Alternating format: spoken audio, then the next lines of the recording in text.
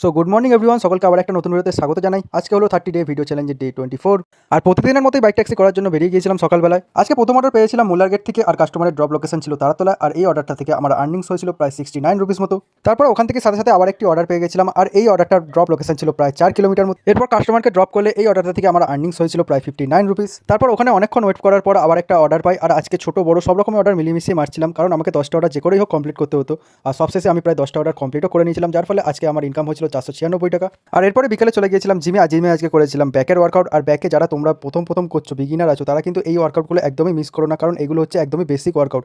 আর তোমাদের ভালো ব্যাক বানানোর জন্য কিন্তু এই ওয়ার্কআউটগুলো করতেই হবে। আর এরপর করেছিলাম বাইসেপের ওয়ার্কআউট। আর তোমরা যারা প্রথম ব্যায়াম করছো, তারা কিন্তু বাইসেপের ওয়ার্কআউট সপ্তাহে একবার কি দুবার করেই করো, কারণ বাইসেপ আমাদের সবথেকে একটা ছোটো মাসেল, তাকে বেশি ট্রেন করার কোনো প্রয়োজনই হয় না। তাই বাইসেপ মাসেলকে সপ্তাহে একবার কি দুবার ট্রেন করলেই যথেষ্ট হয়। আর এই ওয়ার্কআউটগুলো তোমরা তোমাদের ওয়ার্কআউটের সাথে অ্যাড করে নিতে পারো, তাহলে ভালো রেজাল্ট পাবে। আর আমি যে বাইসেপের এক্সারসাইজগুলো তোমাদের দেখালাম, আমি কিন্তু সব কটার 5টা করে সেট করেছি। এরপর জিম থেকে বাড়ি এসে খেতে চলে আসি দোকানে। আর আজকে দোকানে একটুখানি চাপ ছিল, সো চলো আমি একটু দোকানদারি করে নিই। আজকের মতো এতটুকুই, দেখা হচ্ছে পরের ভিডিওতে। বাই।